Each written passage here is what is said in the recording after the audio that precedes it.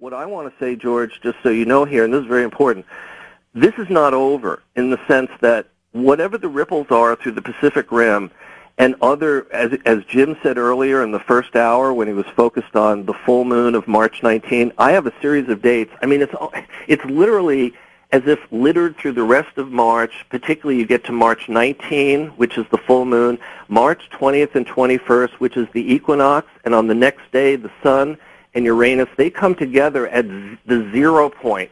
See, what I'm trying to say is that the 0 point of the zodiac is like the 0 point that everybody's talking about with free energy or the Tesla forces and this whole dynamo. And so what I'm trying to say is like the Earth is responding as a kind of electromagnetic field to an extremely rare confluence of many planets all sort of joining up together, and we just don't know which way it's going to go over the next, 3 or 4 weeks.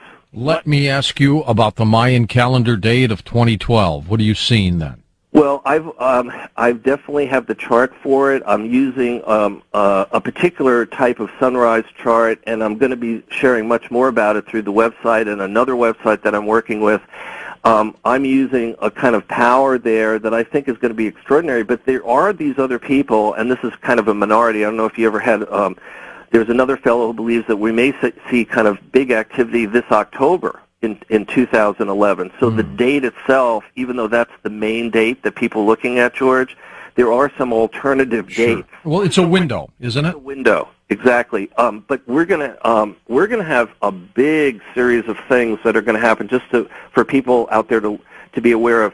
There's going to be a new moon, April 2nd and 3rd, and then there's going to be this Uranian energy at this other 0 point of what we call the celestial equator, going from south to north. That happens on April 9, the same day that the outer planet Pluto appears to turn motionless. It's as if over the next 4 to 5 weeks, every couple of days we're having this confluence. It's almost like the planets are sort of grouping together and they're making these decisions like how deep do we want to make this kind of incursion into the Earth so that people wake up and sort of get it, that there is something really profound. As terrible as all this is, one of the things that this reminds us is the Earth is alive, that we have all these fires in the center of the Earth. I mean, geologists are still trying to figure out what is at the center of the Earth.